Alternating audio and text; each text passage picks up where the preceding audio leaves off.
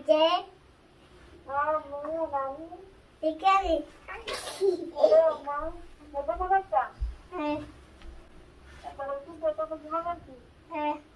Uma apa punya nada kalau nambah barbaran nude. Amma ijoollee kanatti ni galta moo hin galtu? Oromoon maal jedhe beektanii? Waan samiin darbite dacheen ba'aaf hin dadhabne jedhe.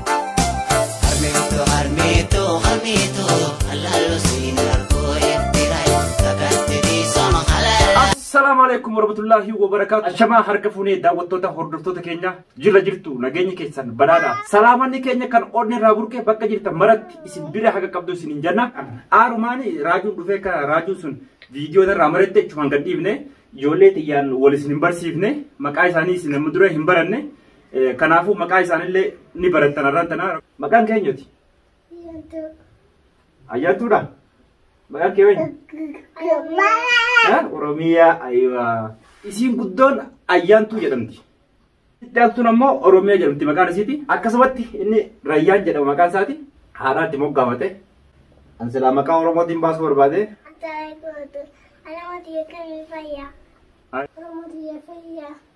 Ijoolleen akkuma beekamu ijoolleen baay'ee akkana cinqaa jirti, na rakkisaa jirti. An dhugatti cinqii akkana ijoolleen kun na rakkisaa jirtu takka harkeen beeku jechuudha. Mana barumsaa wayitaan hin geessu. Itti bilbilii nuun jedhan wayita karaa deemu. Yeroo 20 kan itti bilbile. Yeroo 20 na jalaa kaasuu itti bilbila. Wayitaan deebisullee maamaa teenyatti nu bilbilii jedha haadha teenyatti. Haati isaanii ammoo bilbila na jalaa hin kaaftu akkamiin godha. Sababa isiin bilbila na jalaa kaasuu diddeenin masmara mana masmara irraa bitan dhaqee masmara kana laal bitee dhufe. Cabseetiin bilbila keessa kaa'ee jira. Isiin hin beektu masmarri haarawaa yoo akka tasaa isiirra bu'ee intala guddattiin kannaafi isiin haa dubbiftu. Maaliif sagalee isii dhageenyaa jeniiti ijoolleen hedduutu akkana cinqitee baay'ee cinqattaatiin jira.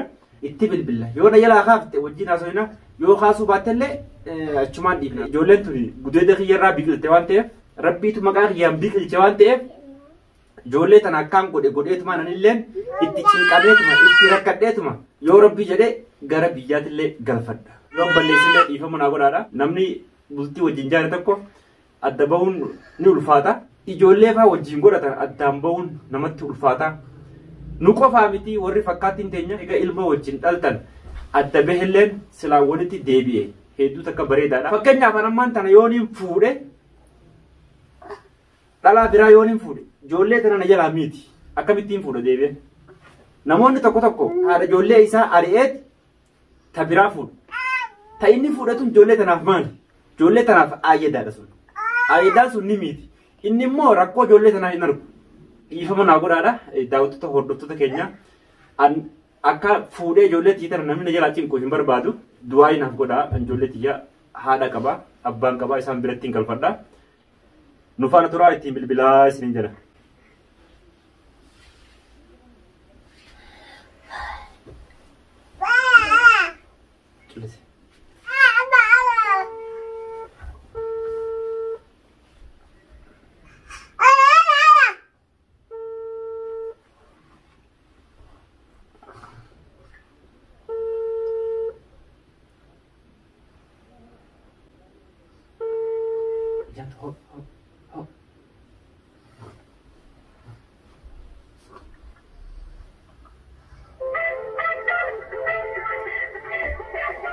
Busy nure gote ni shakkite la wanni kan sin gotu shakkite kana goti lamma daaratti deebisa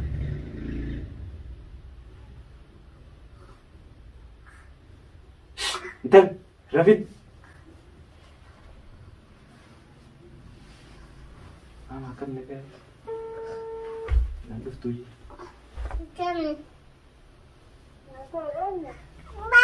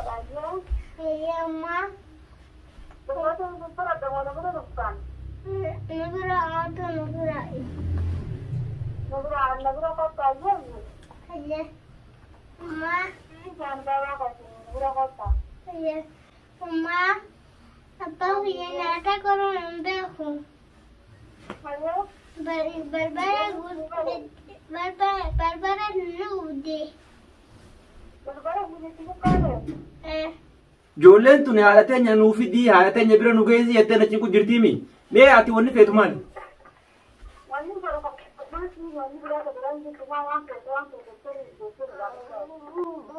Ama jolle tanatti ni galta mangaltu.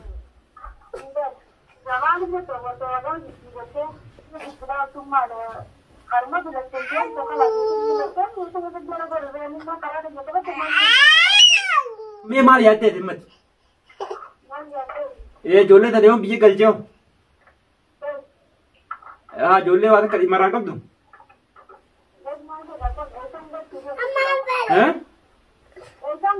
Bakkaan fedhanii galchare.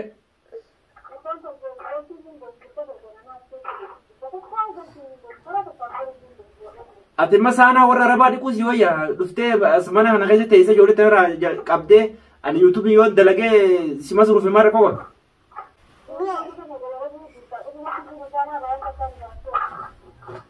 Ati amma ni galtamoo hin galture. Lakki kottu gali ijoollee tanatti. Hayyee kottuuti maallaqa sii qabdu fudhadhu uffata qabdullee sii fudhadhu. Abudhu mee qaba. Tattaa'e. Maallaqa kana yoo nan fixees nan gaafattu.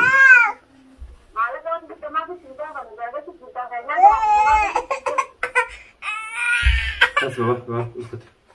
Jedhu too sabii.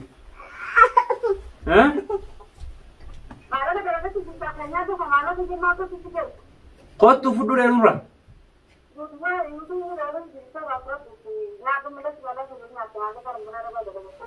Laa maallaqa keenyaachuus hin barbaanne garuu kottuuti. Uffata keetii fi maallaqa keetillee fudhadhu. Kottu hin talu kottu.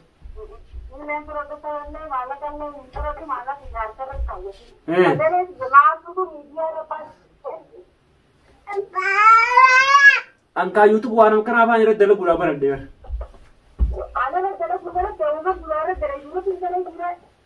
Laa sirratti dalaguu osoo hin taane YouTube kana wanti inni baradheef gaddaa fi gammachuu kiyya ittiin ibsachuudhaaf taa'ee hin argatte bakka takka taa'e.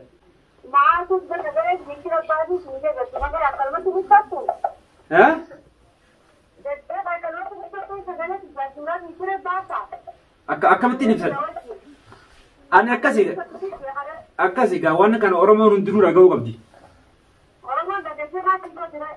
Maaliif calliseetuma akka taatu shurrubbee akkaan hin taaneef?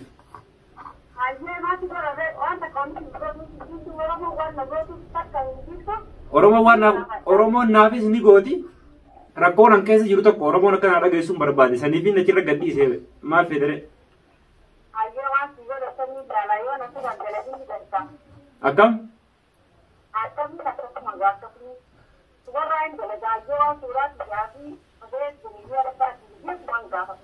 Ati maali? Ati nama jaalataati? Nin baasaa miti nin baasa wulillee.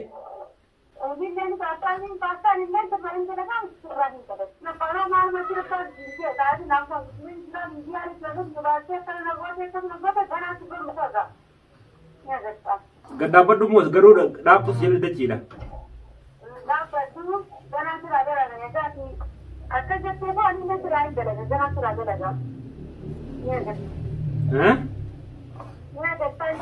Lakki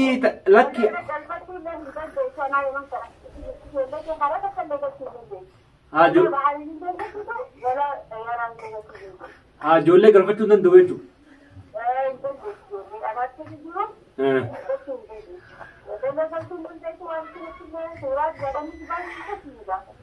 Itti isin galtu ijoollee itti isin galtu galfachuus hin danda'u.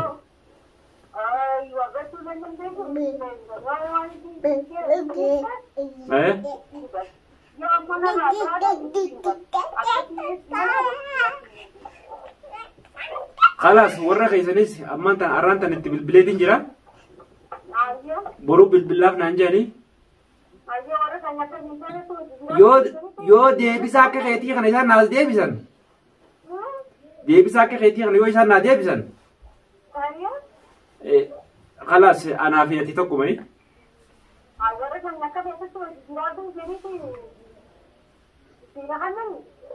Amma ijoollee galfachuu hin danda'an. Ayyee nagaatti bahe. Bahe khalas ammas keessa bahe.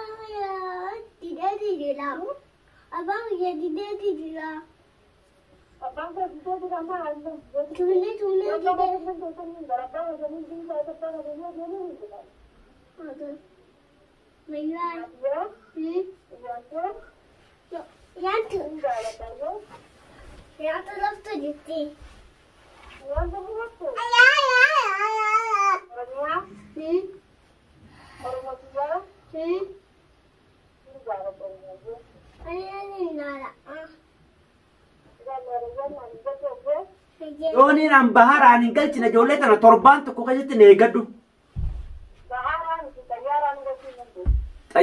Xayyaaraan bar xayyaarri karaa seera qabeessaati bar karaa seera qabeessaanii mi? Nama isaaf deemna goote. Beenoo iyyee wallaaleen.